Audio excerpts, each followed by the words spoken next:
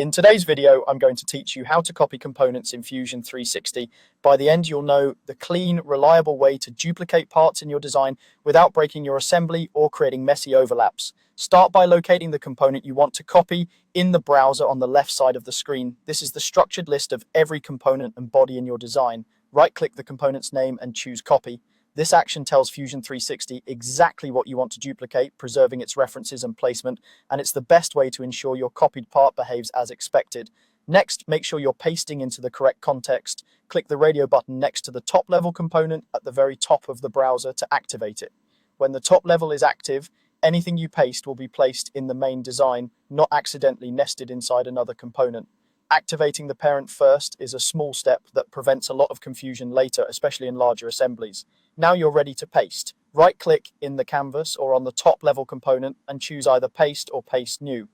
Paste creates another instance of the same component, so edits to the original will update all instances. Paste New creates a separate independent copy that you can modify without affecting the original. Choose the option that matches your design intent. Linked instances for repeated identical parts, or a new copy if you need to change geometry down the line. Once the copy appears, you'll see the Move Copy tool. Use the arrows to drag the new instance away from the original so they're not overlapping. The triad gives you precise control. The colored arrows move along X, Y, and Z, and the curved handles rotate around each axis. If you need accuracy, type in exact distances or angles in the dialog.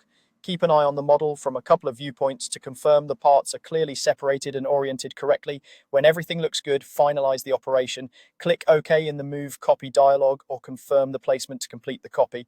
You should now see your new component instance listed in the browser, clearly positioned and ready for use. That's it. Copy the component, activate the top level, paste with the method that fits your workflow, position it cleanly, and finalize. With this approach, you'll keep your assemblies organized and your design